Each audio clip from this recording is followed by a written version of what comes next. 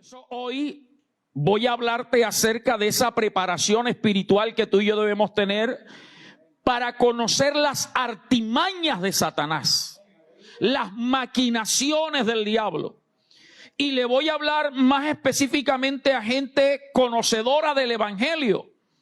Por lo tanto, no te voy a hablar de las maquinaciones, de pronto las toco, sí las voy a tocar. Pero no te voy a hablar de las maquinaciones para hacerte caer en pecado, en adulterio, en fornicación, en lascivia, en borracheras, etcétera. Porque creo que usted, la mayoría de los que están aquí, hemos entendido que no debemos practicar esas cosas. Amén. Pero de pronto la mayoría ya no las practicamos, pero caemos en algunas maquinaciones de Satanás. Caemos en algunas estrategias que el diablo planea. Siendo cristianos que amamos a Dios, siendo cristianos que queremos agradar a Dios, y a veces ni nos damos cuenta que estamos en la boca del león. Y a diario Satanás busca la manera de hacernos caer en sus garras, en sus trampas. Y lo fundamental de Satanás es que perdamos dos cosas que deben ser prioridad en la vida de todo cristiano.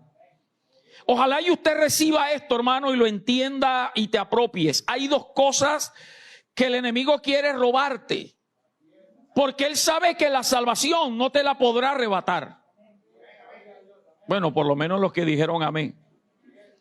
Satanás sabe quiénes son los verdaderos hijos de Dios nacidos de nuevo. Un hijo nacido de nuevo, el diablo no puede llevárselo para el infierno. Porque el hijo nacido de nuevo en Cristo, aunque se aparte, Dios lo va a hacer volver, aunque sea en el momento de la muerte. Por eso es que usted debe tener, y hago un paréntesis aquí, debe tener la seguridad de si has nacido de nuevo o no. No es si eres cristiano, si eres bautizado, si vienes a la iglesia, si cantas, si predicas, si Dios te usa, no. Es la seguridad de que has nacido de nuevo. Y en estos días hablé de eso. La seguridad de que usted es un nacido de nuevo, y los nacidos de nuevo somos de la casa del Padre. Y el Padre tarde o temprano los hace volver a su redil. Amén. Entonces Satanás sabe cuáles son y tiene identificado, así como la Biblia dice, conoce el Señor a los que son suyos. El diablo sabe quiénes somos de Cristo. ¿Cuántos de Cristo hay aquí en esta mañana? Levánteme la mano y diga, yo soy de Cristo. Por lo tanto, el diablo no te puede robar la salvación. El diablo no te puede quitar la salvación, porque de alguna manera Dios te va a reconvenir en prédicas como esta y constantemente a través de pruebas, aflicciones. Dios hace que vuelvas a Él. Papá hace que vuelvas a casa. Pero el diablo busca dos cosas. En primer lugar, quitarnos la bendición de Dios. Donde no hay bendición de Dios hay maldición y hay destrucción. Y esa es la razón por la cual hay verdaderos hijos de Dios, pero están bajo maldición. Pastor, ¿cómo así? Y son hijos de Dios. Israel jamás dejó ni ha dejado de ser hijo de Dios y la niña de los ojos de Dios. Jamás. Pero muchas veces Dios les dijo, maldeciré vuestras bendiciones. Muchas veces Dios los entregó a esclavitud. Actualmente están en rebeldía, en desobediencia como nación en general, fuera de la palabra de Dios, pero siguen siendo la niña de los ojos de Dios. Y va a llegar el día donde Dios los va a reunir otra vez. ¿Me estoy haciendo entender? Entonces, hay muchos hijos de Dios sin la bendición de Dios. Suena raro, pero es una realidad. Gente sufriendo, gente que clama a Dios, gente enferma, aman a Dios y vienen a los cultos, pero siguen enfermos, siguen con ruina, con escasez, porque el diablo les ha robado la bendición de Dios. Entonces, a partir de hoy, sé un buen cristiano y un verdadero cristiano para que el diablo no te quite la bendición de Dios. Y lo segundo que el diablo quiere quitarnos es la protección de Dios. Hermano, cuando tú eres protegido por Dios, Satanás no podrá afectarte lo que Dios te ha entregado. Cuando Satanás ve estas dos cosas, la bendición y la protección de Dios, él no puede hacer nada si Dios no se lo permite. Y creo que todos inmediatamente vamos a la historia de Job. Para que Satanás pudiese traer las desgracias que trajo sobre la vida de Job, tuvo Dios que permitírselo. Porque el mismo Satanás es quien revela. Hablando con Dios, Satanás le dice a Dios: ¿cómo Job no te va a ser fiel si tú lo has cercado, lo has protegido a él, su casa, todo lo que tiene, y al trabajo de su mano has dado bendición? Quítale lo que tienes y verás cómo lo hago maldecir y blasfemar. Así que, hermano, cuidemos la bendición y cuidemos la protección de Dios. Por eso le digo, estoy hablando especialmente con los que ya son cristianos, hijos de Dios. Pero si alguno no tiene la seguridad, ojalá hoy examines eso, hermano. Que no basta con creer en Dios, necesitas nacer de nuevo. Entonces, si vas a dar el paso de nacer de nuevo, y los que somos nacidos de nuevo, debemos tener claro dos textos bíblicos. Primera de Pedro 5:8, vamos a leerlo. Y los que están tomando nota, luego leemos segunda de Corintios 2:11, que no lo sabemos. Primera de Pedro 5:8 y segunda de Corintios 2:11. Hace poco, creo que fue el domingo pasado, en esta semana en los ayunos, he predicado acerca de la guerra espiritual y les decía, hermano, que la guerra espiritual no es más que un Dios que quiere bendecirte y un diablo que quiere arrebatarte las bendiciones. Y en la mitad estamos nosotros, y nosotros determinamos si queremos las bendiciones o aceptamos las maldiciones. Ese es el todo de la guerra espiritual. Ahora, la Biblia nos advierte del cuidado que debemos tener. Dice primera de Pedro 5:8, ¿sed qué? ¿Sed qué? Sobrios. ¿Y qué es una persona sobria? Una persona que está en su juicio cabal y con los 5 sentidos bien puestos. Que no habla y después piensa, sino que piensa antes de hablar. Que no actúa y después reacciona, sino que primero reacciona y después actúa. Esa es la sobriedad. Lo contrario a alguien ebrio. Alguien ebrio es aquel que actúa por impulso, por reacción. El Hijo de Dios tiene que estar siempre con los pies sobre la tierra. Pero dice que también velad. O sea, no nos podemos descuidar, iglesia. Satanás no descansa y los demonios tampoco.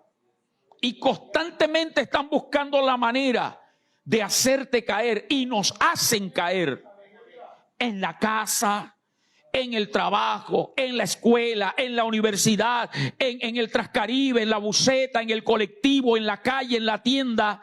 A veces dejamos de velar y caemos en el juego de Satanás. Por eso este texto, la primera recomendación es ser sobrios y velad, porque nuestro adversario, el diablo, ¿qué es un adversario? Un enemigo. Y Satanás es tu enemigo y es mi enemigo. Y si es mi enemigo, yo no tengo por qué tenerle miedo.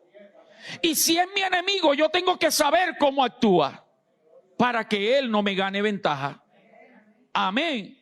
Entonces no se trata de que yo no voy a orar mucho ni ayunar mucho para que el diablo no me ataque. Si tú eres un verdadero hijo de Dios, ya eres enemigo del diablo. Y si no tomas la decisión de ser un verdadero hijo de Dios y de consagrarte, eres enemigo de Dios. Pastor, ¿cómo así? La Biblia dice que el que ama al mundo se constituye en enemigo de Dios. Así que yo no sé tú, pero yo prefiero ser enemigo del diablo y amigo de Dios, y no enemigo de Dios y amigo del diablo. Wow. Sed sobrios y velad, porque vuestro adversario el diablo, como león, ¿qué? Oiga, ¿cuántos han sentido el rugir de un león? Yo no. Por televisión, por video. Pero yo creo que si lo sentimos ahí, hermano, van a decir aquí corrió y no aquí murió. Aquí se lo devoró. Como león rugiente anda a tu alrededor y a mi alrededor buscando a quien devorar. Y el que se deje devorar se lo devora. Y aquí hay gente que está tragada ya por el diablo. Devorados. Pero hoy nos va a tener que vomitar. Porque vamos a salir de ese vientre. Así como prediqué de Jonás en estos días. Vamos a salir del vientre. Pero ¿sabe qué me llama la atención? Dice que como león rugiente. Cuando los leones, hablando de los animales, rugen, en primer lugar, cuando quieren marcar su territorio. Cuando ven otro macho león que quiere venir a quitarle el harén, ellos empiezan a caminar y a rugir para demostrar que allá hay un león que es el dueño. Y el diablo anda a tu alrededor rugiendo para hacerte entender o que tú creas que tu casa le pertenece a él, pero tú y yo tenemos que demostrarle que nosotros y nuestra casa le pertenecemos a Jesucristo. Él te ruge las finanzas para hacerte creer que él es el dueño de tus finanzas. Pero nosotros tenemos que demostrarle que el dueño de nuestra finanza se llama Jesucristo. Él te ruge con enfermedades para hacerte creer que Él tiene dominio sobre tu cuerpo y sobre tu salud. Pero recuerda que tú le perteneces en espíritu, alma y cuerpo al Rey de Reyes y Señor de Señores. Por eso ruge con desempleo, ruge con crisis económica, ruge con problemas de salud, ruge con problemas en el hogar. Y nosotros nos hemos dejado devorar por eso.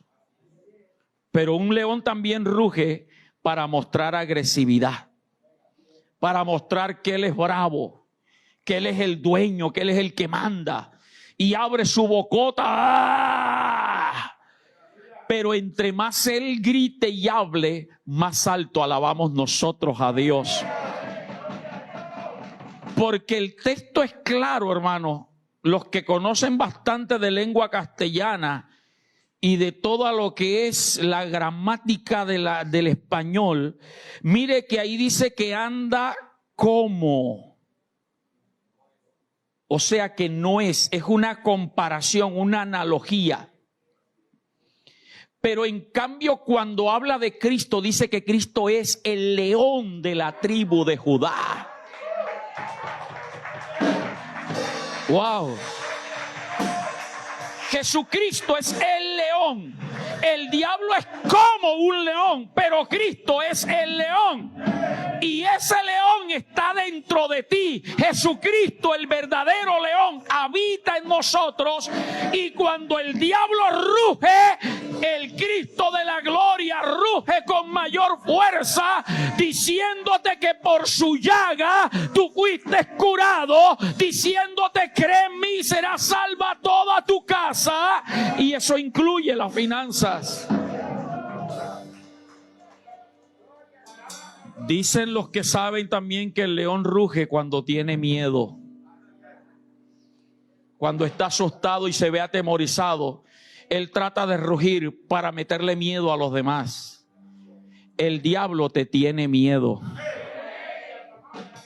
Por eso en el trabajo, cuando él se levanta contra ti y te pone ese deseo de que renuncies, de que te vayas, es porque tú le estás quitando el territorio y le estás haciendo peso.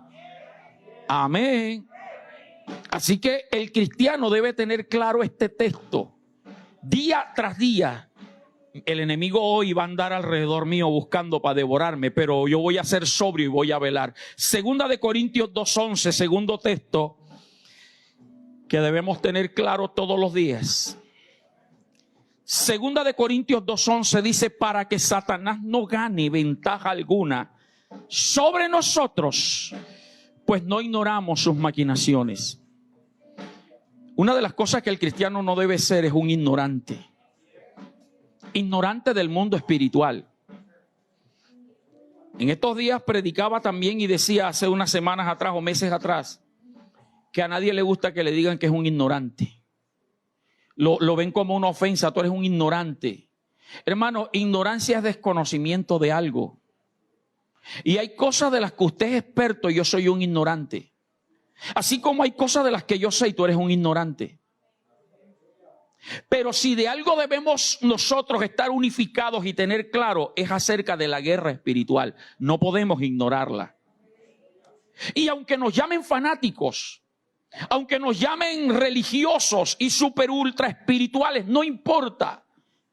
Hermano, no podemos, como oía un predicador en estos días decir, creo que era el apóstol Luis que nos decía, hay dos extremos, están los que no creen en la guerra espiritual y están los que ven a los demonios hasta en la comida, en la sopa. Que se mete una mariposa negra y te ato en el nombre de Jesús, espíritu de muerte, hermano, una mariposa huyéndole a la luz y se te metió en la casa. Reprenden al diablo en todos lados. Pero él también decía, yo comparto eso, prefiero esos cristianos que ven al diablo en todas partes que aquellos que no lo ven por ningún lado. Mire, yo estoy seguro y lo que voy a decir no es con el que está a tu lado, es contigo. Estoy seguro que hoy cuando te levantaste, llegaste acá y antes de yo pararme aquí a predicar, no pensaste que el diablo estaba alrededor tuyo. Ayer ni te imaginaste que el diablo estaba allí y fue el que te llevó a hacer y a decir y a hablar y a hacer cosas que no debías hacer. No podemos desconocer las maquinaciones. Dice, para que Satanás no nos gane ventaja alguna sobre nosotros, pues no ignoramos cómo maquina. Así que, iglesia, Satanás es un diablo, un enemigo que está maquinando todos los días. Hay que ser sobrios, hay que velar, hay que conocer las maquinaciones, uniendo los dos textos. Pero para empezar a ver y a ir distinguiendo las maquinaciones, vamos a ver los contextos de los dos textos que leímos. Volvamos a 2 de Corintios 2:11. Vamos a ver el contexto. Para los que no conocen qué es eso de contexto, se refiere a los versículos anteriores y a los versículos subsiguientes.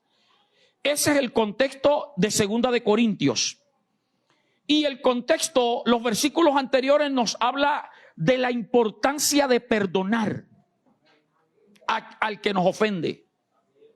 La Biblia no registra qué pasó, pero al parecer, cuando Pablo estuvo en Corinto, hubo alguien que habló mal de él, alguien que se levantó contra Pablo, y como la iglesia amaba a Pablo, como algunos me aman a mí aquí, la iglesia dijo, el que se mete con Pablo se mete conmigo. El que habla de mi pastor no lo acepto. Algunos. Y Pablo se fue, pero el tipo quedó ahí en la iglesia y la gente lo tenía señalado. Y es que hay gente que habla mal y sigue ahí. Y estaba ahí. Y Pablo, como no había vuelto, él duraba meses y años para regresar, por eso escribía las cartas. Se enteró que la iglesia todavía estaba brava con el tipo. Es que habló de mi pastor y con mi pastor nadie se mete. Su pastor su pastor Pablo, nadie se mete. Y entonces Pablo escribe la carta y dice, me causó tristeza a mí y yo sé que a ustedes también, pero perdónenlo. Así como yo lo perdoné, perdónenlo. ¿Para qué? Para que Satanás no le gane ventaja. Y a su nombre. Mire, la importancia de perdonar es que la falta de perdón produce resentimiento, produce raíz de amargura, produce odio, produce rechazo, menosprecio, desamor. Y hay gente en las iglesias que no ha podido perdonar las ofensas que alguien le ha hecho. Hay gente que no ha podido perdonar al papá porque lo abandonó, o a la mamá. Vienen al evangelio y todavía están ofendidos con el marido que les fue infiel y que los abandonó. con el vecino, con el jefe, con el profesor, con aquel. Mire, y es más, la persona se murió y todavía están bravos con esa persona. Y estoy hablando de gente que ama a Dios. Porque es que tenemos enseguida la tendencia a pensar que no, una persona así no es cristiana. No, es verdadero cristiano. Pero el diablo le ha ganado tanta ventaja en el alma que no han podido perdonar. Y la falta de perdón nos lleva a perder la naturaleza de Dios. Y la naturaleza, la esencia de Dios es el amor. La Biblia dice que Dios es amor. Y si yo no perdono, yo pierdo la esencia del nuevo nacimiento, que es amor. Pero también si yo no perdono al que me ofende, por muy grave que haya sido, Dios no me va a perdonar cuando yo le falle. Así lo dice de radical la Biblia. En un rezo que usted, que era católico apostólico colombiano, hacía todos los días o de vez en cuando. Padre nuestro que estás en los cielos, santificado sea tu nombre, venga a nosotros tu reino, hágase tu voluntad así como en el cielo, también en la tierra. El pan nuestro de cada día, dánoslo hoy. Perdona nuestras ofensas, ¿como qué? Y Jesús dijo, porque si tú no le perdonas a los hombres sus ofensas, nuestro Padre que está en los cielos tampoco nos perdonará a nosotros. Así que el asunto de perdonar no es asunto de que la otra persona se lo merezca o que haga mérito. Es que yo no le veo que se haya arrepentido, pastor. No importa, tú perdónalo y sana tu corazón. Porque si no perdonas, el diablo te tiene devorado. La falta de perdón también produce amargura. Hay gente que está amargada. Y son cristianos, pero son amargados, hermano. Usted los ve como con cara de burro amarrado a las 3 de la tarde, una cara larga, hermano. Como gente que acaba de comerse un vaso de limón puro.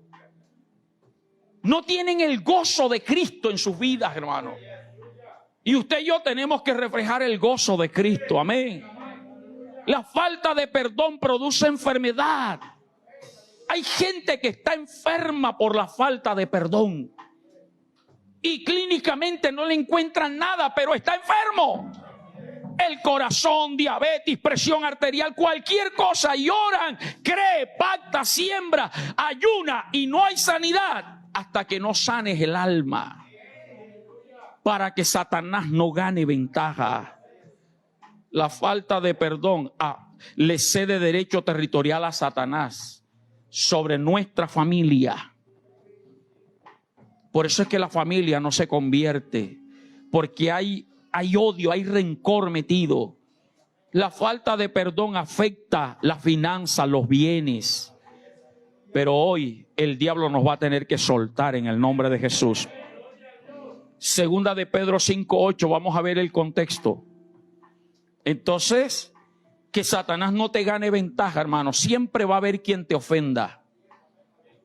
Y que nos ofenda el de la buceta, que no nos pare en el sitio donde queríamos y nos insulte, vaya y venga. Eso no nos interesa. Pero cuando te ofende un familiar, cuando te ofende un hermano en la fe, cuando te ofende el pastor, allí es donde a ti te va a doler. Y el diablo puede usar hasta el pastor para ofenderte, para que se dé cuenta. La gente, nuestro círculo cercano es lo que más nos duele. Papá, mamá, hermanos, tíos, sobrinos, vecinos, amigos. Pero cuando tú sabes que lo que te hicieron es una artimaña del diablo para ganarte ventaja y para devorarte, tú le dices, Señor, te entrego eso y yo perdono. Pero perdone de verdad, verdad, no de palabra. Segunda de Pedro 5:8, que dice que nuestro adversario, el diablo, anda a nuestro alrededor y que debemos ser sobrios. Primera de Pedro 5:8, que tenemos que ser sobrios, que tenemos que ser sobrios. El contexto, el versículo 6 de Primera de Pedro 5, el versículo 6 nos habla acerca de humillarnos ante Dios. Y no te dejes ganar ventaja diaria. El Hijo de Dios, estoy en el versículo 6, todos los días se tiene que humillar ante Dios. ¿Qué es humillarse ante Dios? Es reconocer que Él es el dueño de tu vida. Es reconocer que Él gobierna tus emociones y tus sentimientos. Que Él es el que te manda. Si Él te dice no vayas, no vayas. Si Él te dice no lo hagas, no lo hagas. Pero muchos dicen, tú eres mi Señor, pero hacen lo que a ellos les da la gana. Humillarse ante Dios es reconocer todo el tiempo que Él es el dueño de tu vida. Y humillarte ante Dios es tener claro que en el momento preciso es Dios el que te va a exaltar por tu servicio y por tu ministerio. No busques reconocimiento de hombres, deja que Dios sea el que te levante. La maquinación del diablo en este versículo 6 es que Él quiere que confíes en tu propia capacidad y que dependas exclusivamente de ti y no de Dios, para que cuando vengan los éxitos tú te vanagloríes como lo hizo el rey Nabucodonosor. No es esta la gran Babilonia que yo edifiqué para alabanza de mi nombre y con la fuerza de mi mano. Hermano, lo que eres es por Dios. Lo que tienes es por Dios. Y hasta que tú y yo no reconozcamos que Él es el dueño y nos humillemos ante Él, nos va a ir mal toda la vida. Wow, y a su nombre. El versículo 7 de ese primera de Pedro 5, el contexto nos habla a no dejarnos llevar por la ansiedad. Por la ansiedad. ¿Cómo dice el versículo 7? Echando toda vuestra ansiedad sobre Él, porque Él ¿qué? Tiene cuidado de nosotros. La ansiedad es la preocupación y miedo intenso y permanente por una situación determinada. Le repito, ansiedad es preocupación y miedo intenso y permanente por una situación determinada. La salud. Hay gente que dice que confía en Dios, pero la salud lo tiene preocupado todo el tiempo y con miedo que se va a morir. Y si yo me muevo, ¿qué va a ser de mi familia? En estos días que mi esposa estuvo enferma, mire la ansiedad tan sutil, y perdóname, amor, que hable esto. La ansiedad, a veces no nos damos cuenta cómo el diablo se nos está metiendo. Estuvo un poquito malita o bastante malita y me dice, si a mí me hospitalizan, ¿cómo vas a hacer tú y Gabriel para comer? Porque usted sabe que mi ministerio no es la cocina. Lo único que yo sé hacer que me queda sabroso es una gaseosa con pan y queso, hermana Liliana. Es lo único que me queda sabroso. Y si le echo arequipe adentro, más todavía. Yo dije, bueno, hay sancocho de tienda, hay restaurante, está mi mamá, alguna hermana viene. Pero fíjese, ella tenía esa preocupación.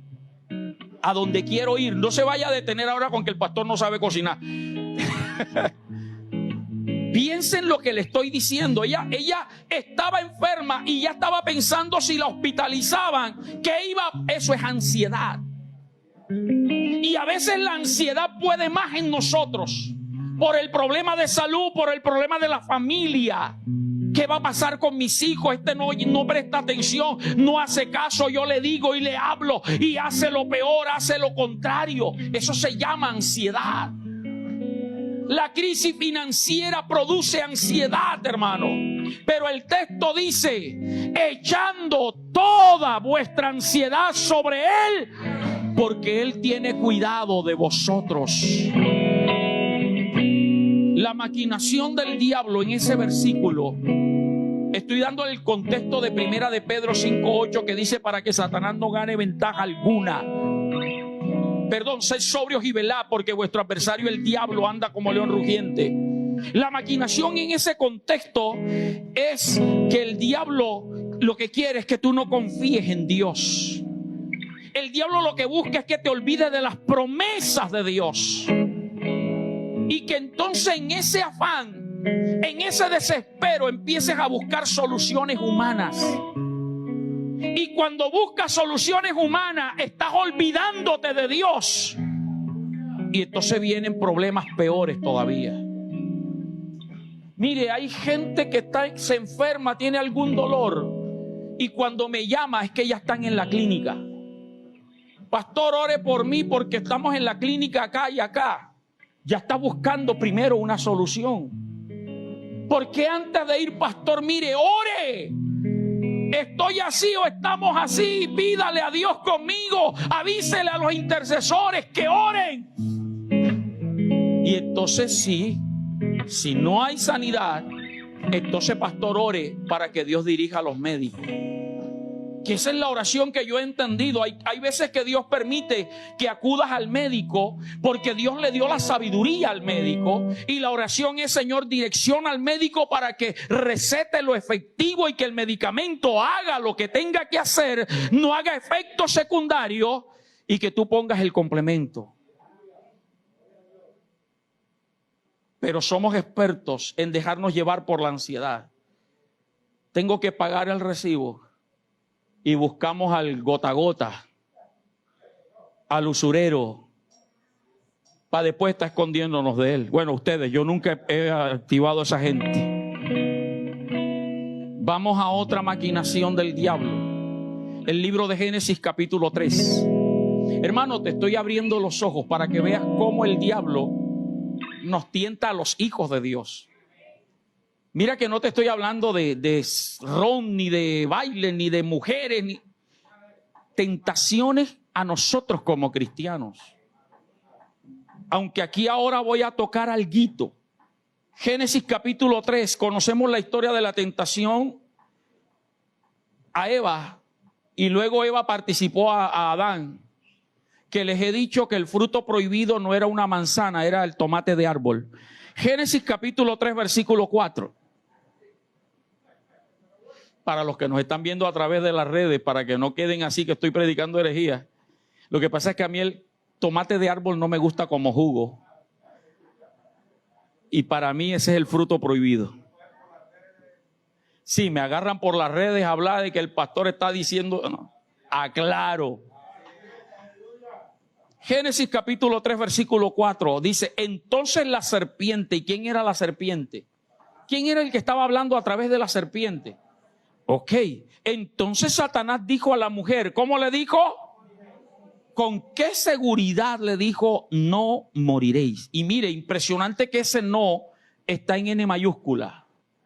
O sea, eso es categórico, el diablo negándolo de Dios, no moriréis, sino que sabe Dios que el día que comáis de él, ¿qué pasará? Serán abiertos vuestros ojos y seréis como Dios, sabiendo el bien y el mal. Versículo 6, y vio la mujer, Eva, la hija de Dios, que el árbol era bueno para comer y que era como, y árbol como, codiciable para alcanzar la sabiduría. Y tomó de su fruto y comió, y dio también a su marido, el cual comió así como ella.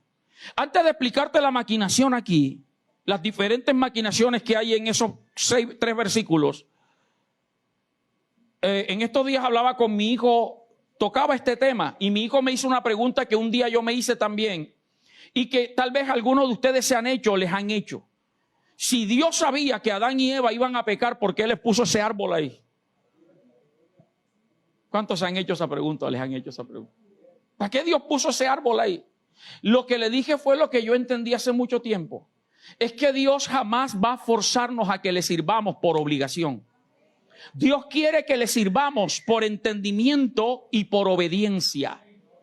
Y por eso Dios colocó el árbol allí, sabiendo que Adán y Eva iban a fallar, para que nosotros hoy entendamos que el diablo nos está colocando todos los días un árbol para que comamos de él.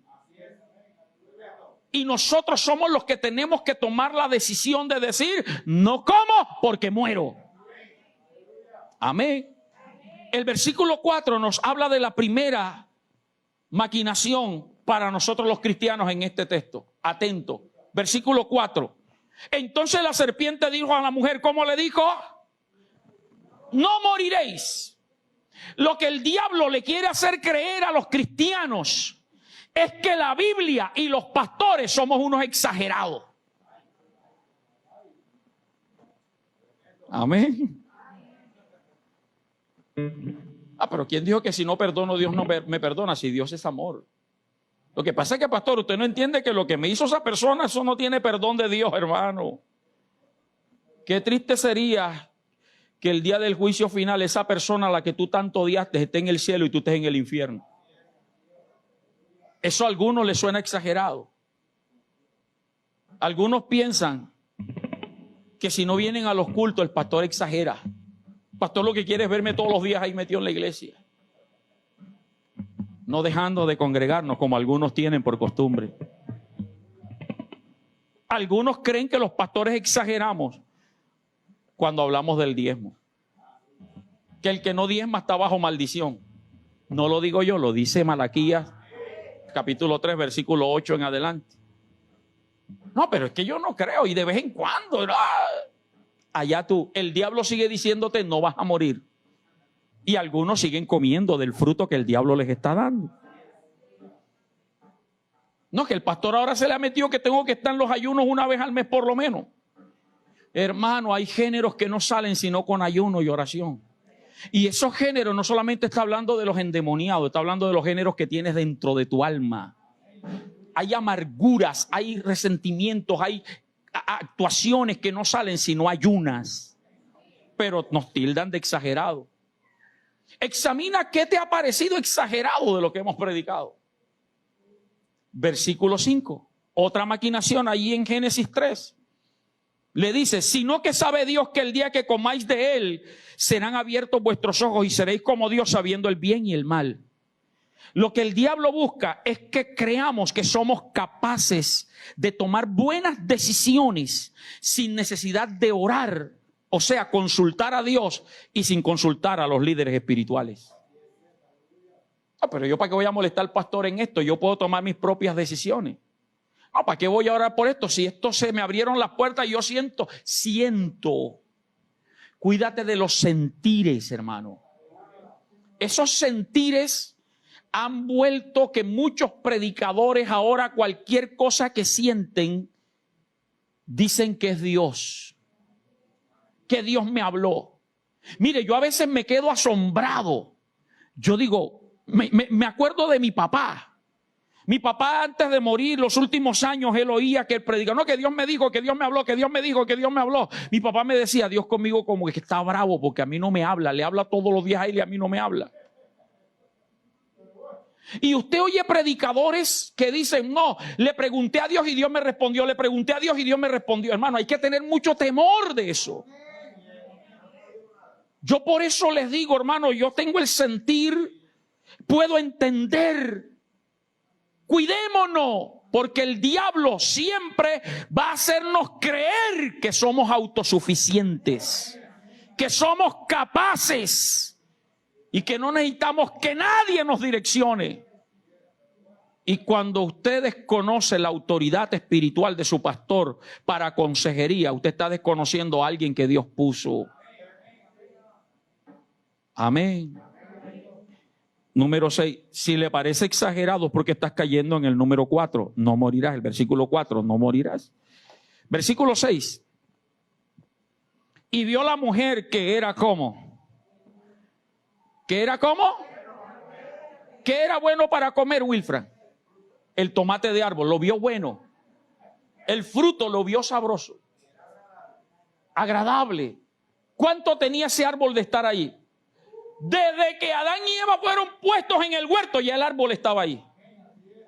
Así que todos los días lo veían. Hasta que se quedó a oír a Satanás hablándole. En ese momento los ojos se le abrieron y vio que el árbol era bueno, codiciable para alcanzar ¿qué cosa? Y tomó del fruto y comió y dio también a su marido, el cual comió así como ella. ¿Qué es lo que maquina el diablo? El diablo te quiere hacer ver que el pecado y lo prohibido es algo agradable y bueno. Y a veces nos sentamos a hablar con el diablo, a chatear. Miren, estos días a mí me manda invitación cada rato por Facebook. Yo no acepto a todo el mundo. Yo le miro el perfil y si no veo nada de Dios, yo no lo acepto.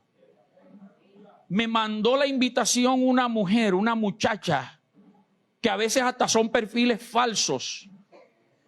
Y cuando la veo, tremenda mujer despampanante, yo dije, hija de Dios. Y cuando hablo el perfil, únete a nuestro grupo de sexo.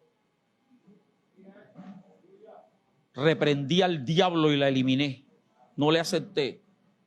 Pero el que le gusta como Eva sentarse a hablar con el diablo, le da aceptar. Y entonces le da permiso a entrar a su Facebook y le echa la miradita y comienza la conversacioncita y comienza el despertar y comienza la seducción y te abre los ojos y la ves agradable. Y dejas de ver agradable a tu esposa. Porque si había guayaba, mango, melón, patilla, papaya, tamarindo, ¿para qué zapote? ¿Para qué el tomate de árbol, hermano? Alaba a Dios.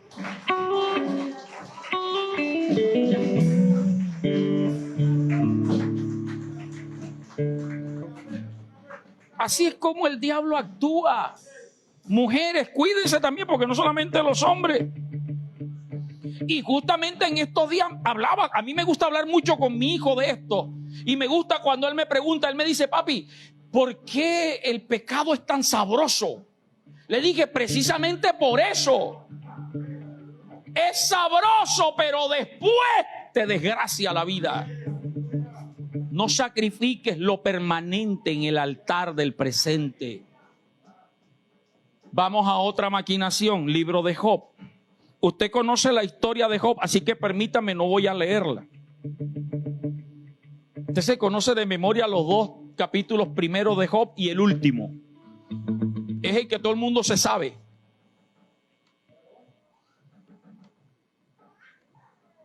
La Biblia dice que Satanás le quitó a Job por permiso de Dios, no por orden de Dios, por permiso de Dios, todo lo que Job tenía.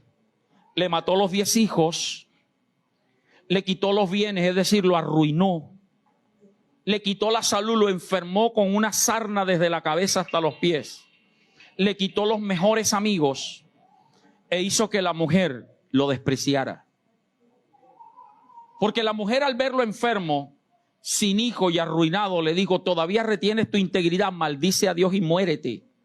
Mire, es terrible cuando una mujer le desea la muerte al marido. Eso es terrible. O cuando un marido le desea la muerte a la mujer, Señor, ¿por qué no te la llevas, Padre?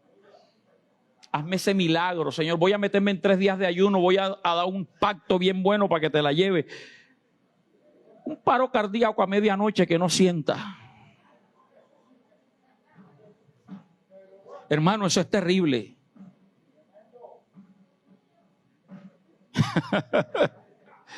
Satanás maquina contra nosotros desgracias permanentes. Momentos difíciles las maquina. ¿Y sabe cuál es el propósito? Para que tú y yo blasfememos contra Dios. Para que tú y yo pensemos que Dios no nos ama. Si Dios me amara, no estuviera pasando por esto. Para que pensemos que Dios no existe. Porque blasfemar no solamente es hablar mal de Dios. Blasfemar es no creer. Blasfemar es pensar que Dios no está contigo, que Dios no te cuida, que Dios no te protege, que tú oyes que Dios bendice y tanto que se predica y no viene a tu vida y tú vas de mal en peor. Cuidado. Porque lo que el diablo busca es hacerte blasfemar. Eso era lo que el diablo buscaba con Job. Por eso el diablo le dijo a Jehová, quítale lo que tienes y verás cómo hago que blasfeme contra ti en tu misma presencia. Y le mató los hijos, le quitó los bienes. Y como no pudo con eso, volvió a ir ante Dios y le dijo, piel por piel, todo lo que el hombre tiene dará por su carne. Enférmalo y verás cómo hago que blasfeme. La salud es lo más sagrado que tú y yo tenemos, hermano. El diablo sabe cuál es lo que tú más amas. Y por allí te ataca. Para que blasfemes, para que dudes de Dios. Para que pienses que Dios no te ama. Y hay gente que quiere que Dios le demuestre que le ama dándole casa, carro y beca. Cuando la Biblia dice en Romanos capítulo 5 versículo 8, mas Dios muestra su amor para contigo y para conmigo en que siendo aún pecadores, Cristo murió por nosotros. Hace 2000 años antes que tú y yo naciéramos, Él estaba muriendo porque Él sabía que tú ibas a vivir en Cartagena y que estabas en el pecado, condenado a la muerte. Y Él se ofreció para salvarte a ti, para salvarme a mí. ¡Qué más grande amor! Alaba a Dios. Y muchas veces nosotros los cristianos, adultos en edad y maduros espiritualmente, nos comportamos como nuestros hijos adolescentes. ¿Cómo así, pastor? El hijo adolescente, si usted no le da permiso para ir a una fiesta, entonces piensa que usted no lo ama. El hijo joven adolescente, si usted lo castiga, dice que usted no lo ama. Hijo, si no te amáramos, no te diéramos el techo, no te diera la comida todos los días, aunque estoy bravo contigo, todos los días te pongo la comida en la mesa. Aunque Dios no te dé lo que tú tanto estás esperando, ya te dio algo más grande, que es la salvación del alma, y Él te ama.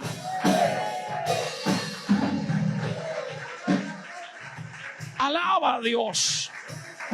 No te dejes tragar por el diablo, devorar que Dios no te ama. No, hoy sal de esa fauce y di: Dios me ama, Jehová dio, Jehová quitó, sea el nombre de Jehová bendito, y aunque Él me matare, en Él esperaré.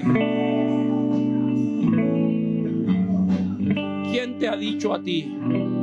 ¿Quién te ha dicho a ti? Por lo menos aquí en esta iglesia no. Y estoy seguro que ninguno de los predicadores de esta iglesia tampoco. Porque cuando yo no estoy aquí y otros predican, yo veo las prédicas. Aquí nadie te ha dicho que el hecho de que seas cristiano no vas a tener problemas.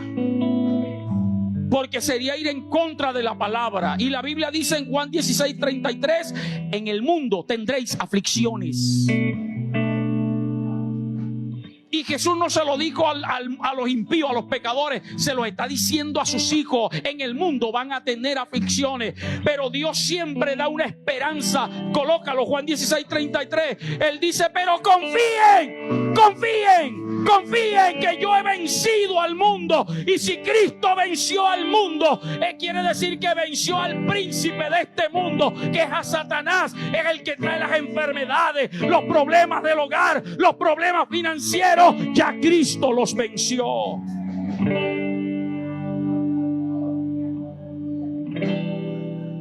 Y por eso dice Romanos 8:28. Y sabemos que a los que amamos a Dios, todas las cosas nos ayudan para bien. Pastor, ¿en qué me puede ayudar para bien esta enfermedad?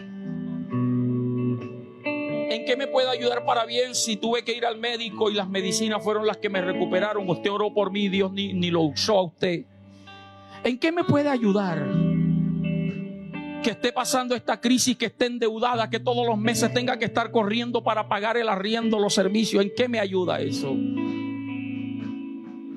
Lo primero que Dios le enseñó a Job fue que Job conociera al Dios que él servía sin conocerle. Es que la aflicción te tiene que llevar a conocer a un Dios de amor.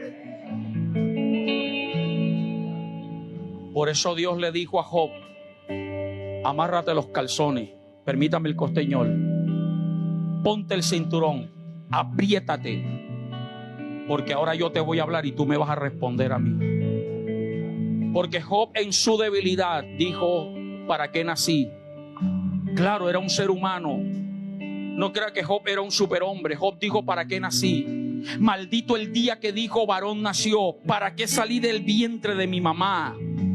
Y Job se queja porque le dolían sus hijos, le dolía su cuerpo, le dolía su mujer, le dolían sus amigos. Y comenzó a preguntarle a Dios. Dios le dijo: ahora amárrate los pantalones, yo te voy a preguntar y tú me vas a responder. ¿Quién le puso límites al mar para que no pasara de allí? ¿Dónde estabas tú, Job, cuando yo creé las grandes bestias del mar?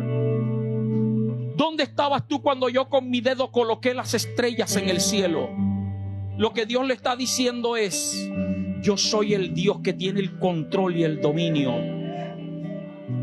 Y por eso cuando tú tienes aflicciones, vienen predicaciones de bendición y de prosperidad.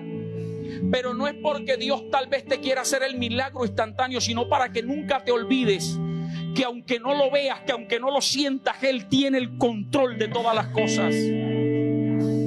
Y que Dios no te va a dejar en esa crisis, sino que después de la crisis Dios te va a dar el doble de lo que el diablo te ha quitado. Alguien alabe a Dios, alguien aplauda al Rey de Reyes y Señor de Señores.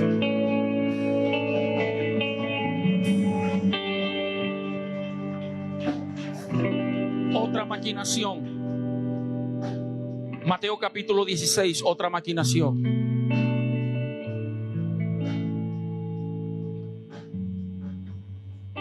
Otra maquinación. Mateo 16, 23. Dice: pero Jesús volviéndose dijo a Pedro: quítate de delante de mí, Satanás, me eres tropiezo, porque no pones la mira en las cosas de Dios, sino ¿dónde? No pones la mira en las cosas de Dios, sino en la de ¿quién? El contexto nos habla de que Jesús reúne a los discípulos y les dice: mire, yo tengo que ir a Jerusalén, voy a padecer mucho, me van a flagelar, me van a azotar, me van a crucificar, voy a morir. Y Pedro, en su buena intención, le dice: maestro, ten compasión de ti. Si sabes que te van a hacer eso, ¿para qué vas a ir allá? Pero Jesús, que estaba sobrio y que velaba y que conocía las maquinaciones del diablo, él entendió que no era el amor de Pedro que le tenía, era el diablo que estaba usando el amor de Pedro. Y por eso le dijo: no pones las cosas en el cielo ni en Dios, sino en las cosas de los hombres. Ni el mismo Pedro sabía que era el diablo que estaba hablando por su boca. Es decir, que el diablo tomó control de los sentimientos, de las emociones de Pedro, y lo puso a hablar en base a sus sentimientos.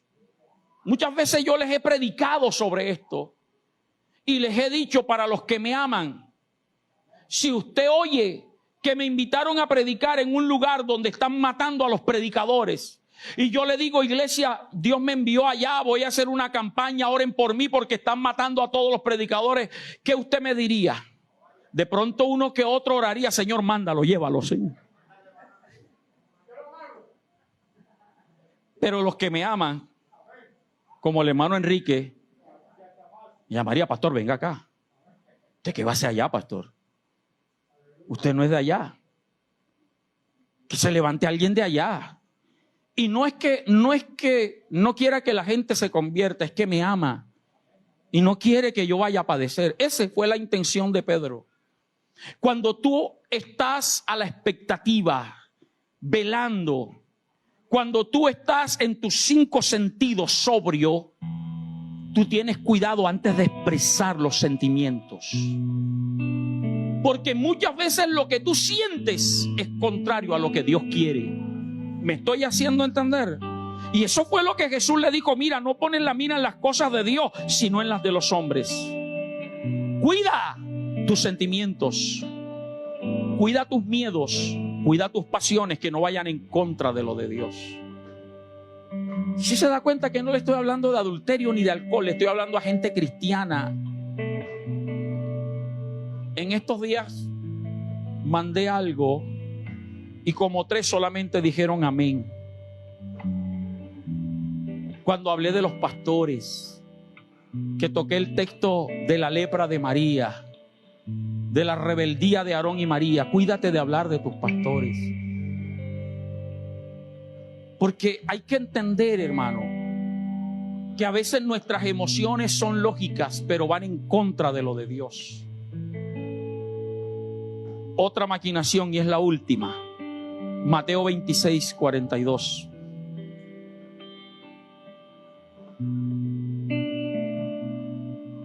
Jesús, la noche antes de ser arrestado y entregarse,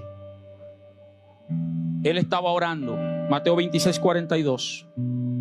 Estaba orando porque él sabía lo que le esperaba. Él sabía que la muerte iba a ser horrible, bocio. Él no lo iban a poner la inyección letal o la silla eléctrica, lo iban a crucificar. Y antes de crucificarlo lo iban a destrozar, porque así estaba profetizado, que él fue molido por nuestras rebeliones. Y como él era Dios también, él sabía lo que le esperaba. Por eso él sabía que no podía ir a la cruz sin orar. Wow. No podía ir a la cruz sin orar.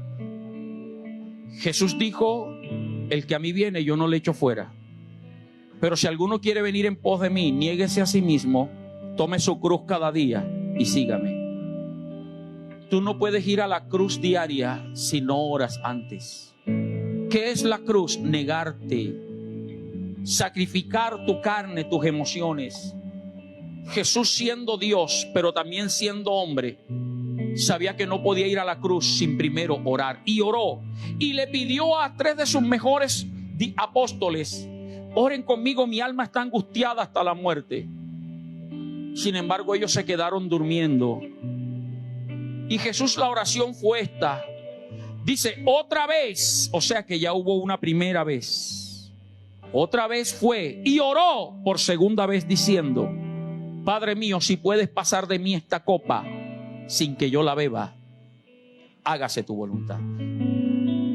Padre mío, si es posible que salvemos a la humanidad de otra manera que no sea con esta muerte que me espera. Pero sin embargo, hágase lo que tú quieras y no lo que yo quiera. La maquinación aquí es referente al servicio de Dios y al ministerio, los que hemos sido llamados al ministerio. Satanás quiere hacernos siempre creer que no somos capaces, que nadie nos respalda, y nos quiere llevar a que renunciemos o a que nos vayamos. Eso fue lo que quiso hacer con Jesús, que renunciara a la misión con la cual él vino.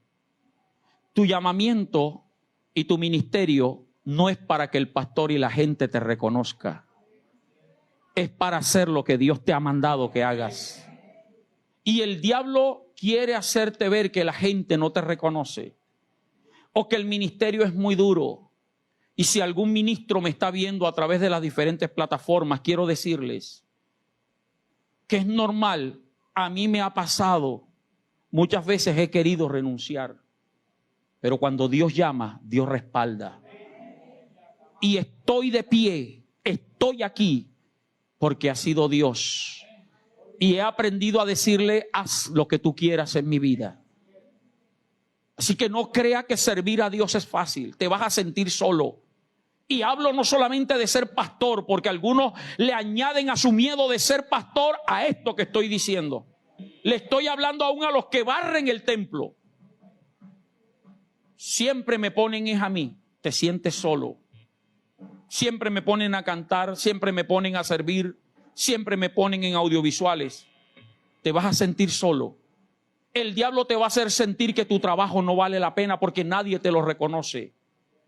Cuidado con esa maquinación. Por eso tienes que orar todos los días por tu ministerio y por tu llamado. Y hay gente que no ora por su ministerio. Oraron ustedes por su ministerio de adoración allá en la casa. Señor, úsame hoy, Padre, que tu gloria se mueva a través de mí, Señor, y que aunque la gente me injurie, yo te voy a seguir alabando. Oraron. Oraste por sentarte allí en audiovisuales. Oraste para poder ser un intercesor al venir acá. Cuando tú oras por tu ministerio, por tu servicio, Dios envía ángeles, como dice Lucas 22:43. Para los que toman nota, o si quieres colócalo, Lucas 22:43. Es el contexto de Mateo 26:42. Después que Jesús dijo la segunda vez: hágase como tú quieras y no como yo quiera, vino un ángel del cielo y lo fortaleció. Amada iglesia, oremos todos los días para que Dios... Lucas 22:43. Oremos todos los días para que Dios nos dé la capacidad de conocer las maquinaciones del diablo y que siempre estemos sobrios y velando. Colócate de pie, por favor.